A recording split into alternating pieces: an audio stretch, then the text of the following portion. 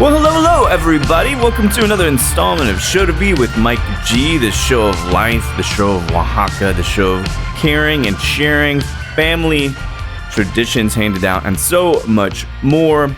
You know, while I've been releasing more and more interviews from my trips to Oaxaca, today we get to visit San Isidro Guishe in Miahuatlán in Oaxaca, and we sit down and talk to Antenogenes and Jose Garcia, who are both Mezcaleros for Cinco Sentidos. Again, Jason joining me and doing the translation work here.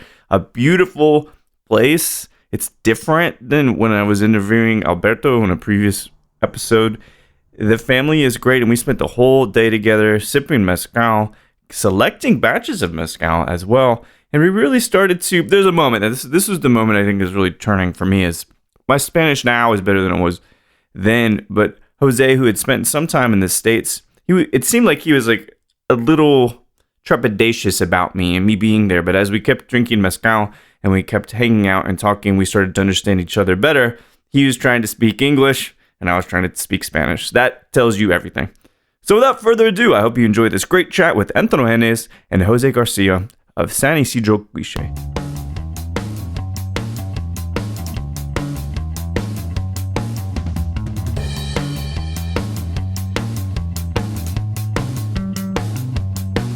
So, you know, I'm on another remote place. This is another beautiful part of Oaxaca. I'm in Miahuatlán, which I'd heard so much about for so long, Jason. And, you know, one of the destillados that you brought, I always was really compelled to it. I was always drawn to it because of the saltiness and this beautiful kind of element of the mezcal. And that is San Isidro Guishe. And I can't believe I'm here. I've heard so much about this place, these people. Antenogenes, and finally we get to talk and sit down after having a nice lunch and muchos mezcales. So the first question, Antenogenes, for you is this: you have a tradition of making mezcal many generations. How long has your family been making mezcal here in San Isidro Guishe? Es mucho tiempo, o sea. We've been doing this for a long time. All the young folks, once they reach the age of reason, they start helping their parents. There's not, let's say, a special teacher. We don't take someone else. We don't take them somewhere else to learn. There's no specialist. All human beings here start learning from a young age. And that's when I began learning too. And that's the same with my sons. And that's how it is for everyone here. It's a job that we inherit from our parents and our grandparents who've come, and then later they went, and we inherited this sustenance for our family. Maybe it's a little bit, it's a very special job. It's something that's honored highly, let's say. And nowadays, we even have people who can work for us, you know? I've talked to many brand owners over the past 8 years, legacies, many generations of people making whiskey and brandy. And I always ask of the younger generations, and even for yourself, did you ever feel like you didn't want to continue with the family legacy, that you didn't want to feel forced into it? No, yo siempre he anhelado ese trabajo. No, I've always yearned to do this job. It's the way that we support our families. And you know, nowadays with the competition in the market, well, we aren't very worried. To us, it's all about making the highest quality product, and from there it depends on that the best product makes it to the best markets. Es cierto que de los it's obvious pues no At the se beginning, tenía, digamos, there un wasn't registro de necessarily a las register of every plantas, plant cuánto in the tenías en field, tus how campos, much cuánto agave we have in our cortabas fields. espadín madrecuish, You know, Yucata Espadín, no Madre había una Cuish, distinción Bicuish. en cuestión del There really wasn't cultivo, much ni en los distinction in terms of cortes, cultivation or íntimamente in bajo harvest. eso, pero a And that's a nosotros new ni thing, nos preocupa but we don't really que worry about that. haya That mucha nowadays there's a competencia, lot of porque la competition calidad because del for our producto product, se the vende quality solo. lets it sell itself. One of the things I think that's interesting about this region is the flavor. It tastes a particular way. You could taste 20 mezcals and you could pick something from Miahuatlán out very, very easily. But did you ever feel like you had to make your flavors the same as your father's? Or did you feel that you had enough freedom to express your own passion for flavors and what you thought was the best way to taste agave? Creo que nuestra misma jurisdicción o So I think, nuestro let's say in our donde nos tocó jurisdiction, nacer, vivir, trabajar, where we tal were vez given the nos chance to be permite born and to sacar work, o contar con esa dicha de it's a place that tener permits las us to have plantas, plants, de tener el that agua gives us water, para poder procesar o cultivar in order las to, let's plantas say, y process sacarlos and cultivate de the la plants mejor and work with manera them in the que al best way consumidor le that guste, porque our consumers like. en la cuestión de la destilación And cuenta when it comes to mucho, distillation, muchas it's cosas. important. El trabajo There are a lot of manual factors. no es For example, una manual fábrica labor. donde nomás se le It's abre not una it's not like a llavita y factory ya. where you just hit a switch. No, aquí en el trabajo The manual manual labor here is cuentan really muchas important. cosas, And all of tantas these cosas factors, del for example, clima, the climate, el trabajador the tiene que person checar distilling has to know y how to poder balance descifrar the y different poder factors, the aceptar water, the tal vez las climate, and work with pérdidas, tal them. vez There are a lot of factors that cuestión del influence our clima. product. Hay And muchas sometimes, cosas que again, encierran maybe y uno with the tiene que climate, for aceptar example, alguna we'll pérdida lose de la producción quantity, por querer but conservar above la all, we calidad. want to work to conserve quantity. Or, I'm sorry, lose quantity, but above all, conserve quality. One of my friends, he's in Sonora. His father, his name is Roberto Contreras. He's fifth generation. He makes sotol. He makes bacanora. He makes some other things. But there was a point at which his father, who had been distilling all along, got kicked in the head by his horse. There was this kind of tragic thing that happened. So, and this is not to say that you're old or young or anything in between, but is your body, is your mind still top notch to make mezcal, or are you looking to maybe set off and relax a little more? Pues como jubilarme o retirarme de esta actividad. The idea pues, of retiring, creo que el ser humano, well, I think al menos por sus being energías, a human, ya no le permite, unless our energies pero don't permit mientras you, permiten, as long as our energies para permit mí es un us to deleite work, hacer esto, I think this porque job es is no es delightful. un trabajo que te vas a enriquecer, It's not a job you're pero going to get sí rich from, vas a ganar el sustento diario, a lo but it's mejor going to give you del your día por día sustenance, nada it's más, going to give you your day to pero es day. un trabajo honrado que nadie And it's an honor job that can't be porque criticized. aquí no hay una varita mágica Here there's no que magic diga secret, a there's no uno, magic aunque bar, sea de la propia there's familia, no que diga, no, quick way yo to le voy a ganar there's no el secreto get y rich le quick schemes. voy a And I'm tocar not por trying to esta take parte ideas from other y le people. voy a robar Here, la idea, no, porque aquí es You get your cuestión work de job, trabajo. you get your job done, and you enjoy it. One of the things too is more and more people are coming down to Oaxaca. Many people are going to Mazatlán. Miahuatlán is such a great and such a big area. How do you feel about sitting down? Because, we just had lunch and we're drinking all these beautiful mezcales. How do you feel about your work resonating with people so much so that they want to come here and they want to drink with you and they want to spend time with you? Is that flattering? Is that an honor? Pues para mí es un gran privilegio, ¿no? For me, let's say it's a big privilege. I get a lot of happiness that people visit us and that our visitors enjoy and that they learn and understand what quality mezcal is. I don't want to just focus on growth, and I don't just want to say that other people don't do a good job. Everyone here does a good job, but every drink, well, there's someone who enjoys certain ones, and there's some people who enjoy other ones. But the plants here, they also do a good job. The Espadín, Bicuish, Madre Cuish, they do their jobs, and we do our jobs, and then the consumer decides what they want to enjoy. Now, every producer, the way that they work, that's up to them. But for our family, I feel really privileged and really happy that people visit us and they get to know our product. And I have no doubt that our product makes it to some of the best places out there. So I've got 2 questions left. I mean, this commitment to quality is incredible. This place is incredible. It just breathes tranquility. It breathes beauty. If you were to describe what Miahuatlán Destilado tastes like, what words would you use to describe your mezcal?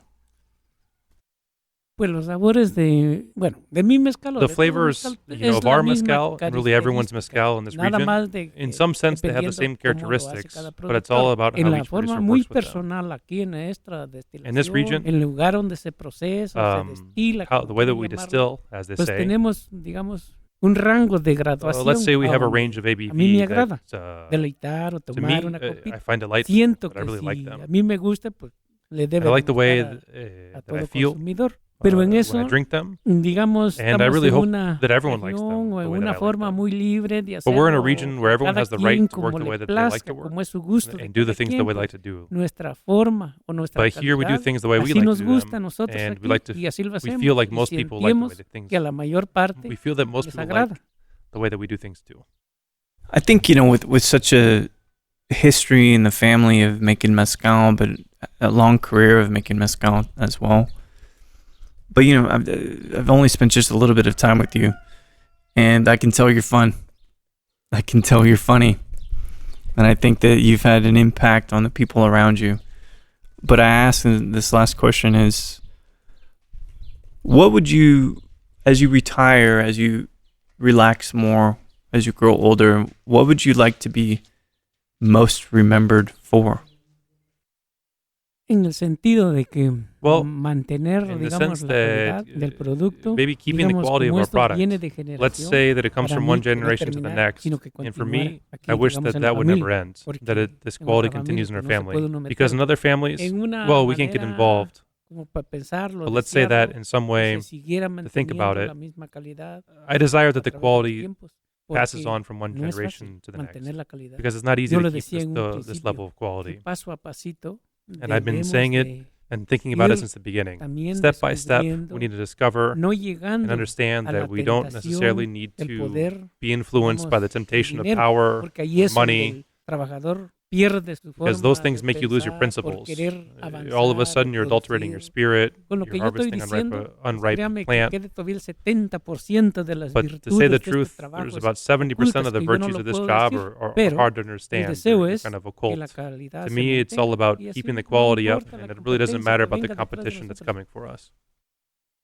I mean, those are wise words and very impactful as well. And there's something special about being here and talking to 2 generations of distillers. And so, as we move into the next generation of distillers, we've been talking about Jabali a lot this afternoon. And I want to ask you, these stories of Jabali being hard to work with, why did you ever start working with Jabali? Well, before anything else, for necessity as well as pleasure. It's a pleasure to experiment. We've heard from a lot of compañeros productores from different regions, not just our own, as well as from different clients. I've heard a lot about Jabali recently, from producer John Doe, etc., etc. And I decided I got to try it myself to resolve my doubts. Can you really make a mezcal from pure Jabali, or is that just a legend you hear from other producers and clients? That's why it's a pleasure to me. But it's also a necessity to sell. We've heard that you can sell Jabali for 500, 600, 700 pesos a liter. So Jabali is gold. And let's look for the mine. And it is a mine. But it's a mine that's very difficult to dig and find the gold.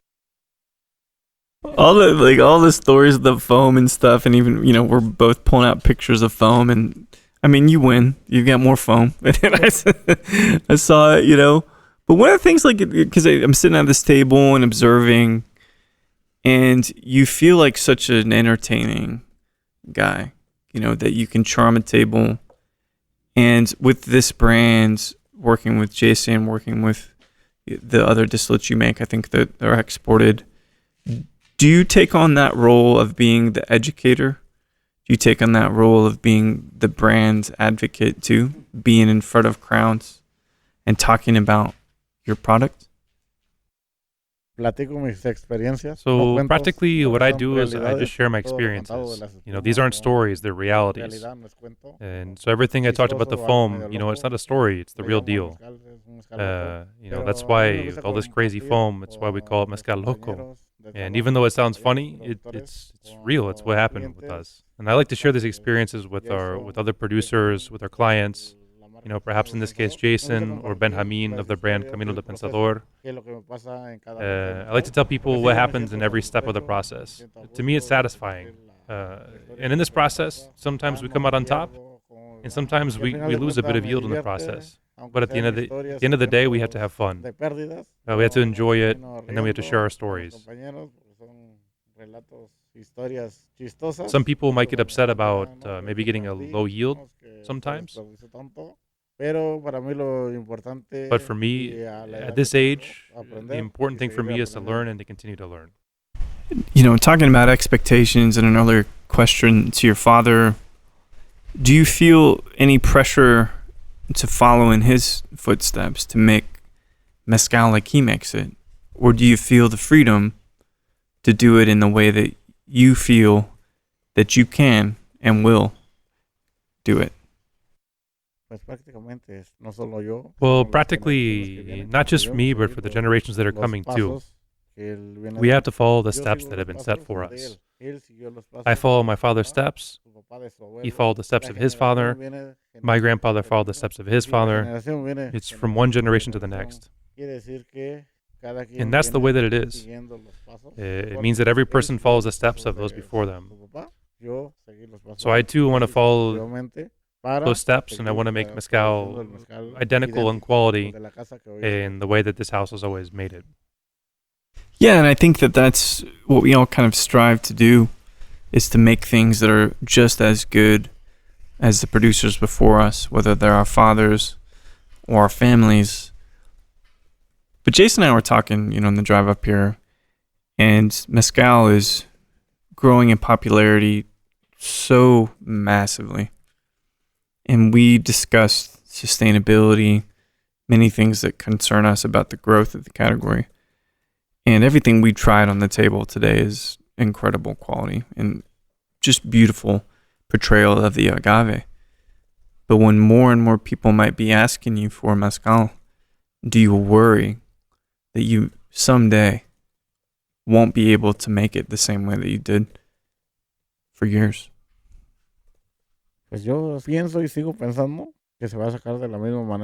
Well, I think that we're going to keep doing things the way that we used to. We have some clients, sometimes they ask me and they might ask my dad Antenogenes. They ask us for quantities that we have to say no to. And the reason is that we will not accept quantity because we know the quality won't be the same. We produce right now at the perfect balance between quantity and quality. We make what we can at a high quality. And sometimes there are brands that ask us for a lot. And in order to comply with what they are asking for, we need to change our process, whether it be cooking, fermentation, or distillation. Maybe they want us to put a brick oven in. Maybe they want us to change from a tahona to an electric mill. Or maybe they want us to stop using natural fermentation, or to add chemicals to fermentation. Or maybe have to probably change from a still fired by wood to a gas-powered still. But I don't agree with those changes. And we're not into the idea of making quantity for those people that ask for us. We prefer to make small batches the way we always have, with a natural process, with manual labor. Small batches, but always natural. Yeah, I mean, and you can taste it. You feel connected to the land. You feel connected to the agave here. And it's something that, you guys making out here in Guishe is just lovely. But one of the things, though, that I've heard, which I think is a great evolution, is you started to think about blends more. You started to think about the parts of the run differently. So when you think about this more modern or more evolved thinking about how to make a batch, did you learn that from somewhere, or was it just a natural intuition you had to make the best possible mezcal? When it comes to making mezcal, we've been learning that, at least for me, since I have a memory as a child, 5 or 6 years old. I used to see my parents and my brothers make mezcal, and nowadays we keep doing things the way they used to. So since a child, I've really been inculcated in this culture. And from 12, 13, 14 years old, I really began to dig in to help with manual labor at the very least. And at the age of 18 or 20 years old, I began to, that's when I decided that I wanted to really wanted to make mezcal. And I'm going to keep making mezcal the way we always have. So to answer your question about our ways of making mezcal, I've visited other producers. I've seen other people that have different ways of doing things. Some people milling with electric mills. Other people have different roasting techniques. I've seen a lot of producers, and sometimes they're more modern than us.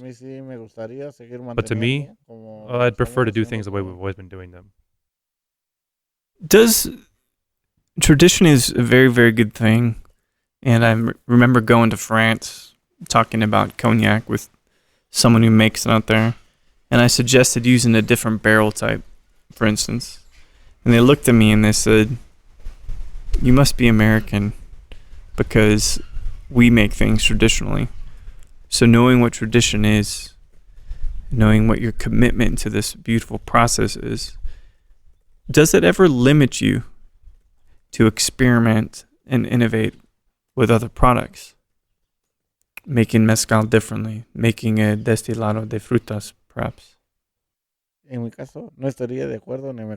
in my case, I would never agree to or commit to doing something like that. Up to this point, and I've had a chance to visit with other producers, and I'm not judging or criticizing. Everyone works the way that they do. But for me, I'm used to, and I really like, in the terms of the CRM, Comercam, mezcal that's joven or blanco. I'm used to, one of the things that I enjoy really is a legit mezcal. I'm against the idea of drinking a mezcal that's been infused with a fruit or an herb, or has been rested in wood or barrels. Maybe I'm not against it. Maybe it's just my body would reject it. I like legitimate mezcal. Nothing aged, nothing infused. That's why I would dare to say that I'll continue to keep doing what we've been doing, nothing else. I mean, the commitment to knowing what you love, what you're passionate about, I think it's everything. And coming down here and doing interviews remotely, the passion just rings through. It's very easy for me to see that you love what you do. The family loves what they do. So I've got one last question for you. And we've sipped some incredible mezcales today, a couple blends, a lot of jabali, which is great. But it doesn't matter which mezcal it is, and it doesn't matter where in the world. But if you could have a sip of mezcal with anyone, living or deceased, who would you love to have a sip of mezcal with? Well, if I'm going to make the mezcal we're drinking, I'd make it here. I'd make it here, and I'd drink it wherever, as long as it was with good friends. If it's a good mezcal, it has to be shared with good friends. Yeah, it does. And I feel like we spent a good amount of time today in this beautiful place, at your factory, at your home, at the place where you create your studio. And I'm always very, very lucky to be here with you. Lucky to have Jason helping along with these conversations. But it's been such a pleasure spending time with the family and sipping what you make. And I thank you so much for that. And I hope we get to do this for years to come. But thank you so much for taking the time out. And we will talk soon. Thank you. Well, there we have it. Beautiful chat in Miahuatlán, San Isidro Guishe with Maestro Mezcalero Antenogenes Garcia and his son Jose. Garcia again thanks Jason Paul Cox for translating and taking me out there and hanging out. We drink mezcal all day. It's a beautiful thing. And as I mentioned, as the day went on, we started to build rapport with one another, and we started to feel closer. And I love that. I know booze does that, but there's something about Oaxaca that does that as well. So I've got a few more remote interviews from Oaxaca coming out. So thanks everybody for listening to Show to V with Mike G. No matter how much more matcha you've been drinking lately for no particular reason, or if you're thinking, I didn't know Robert Downey Jr. was in a movie between all the Marvel stuff and then between being in prison. But please, keep dancing.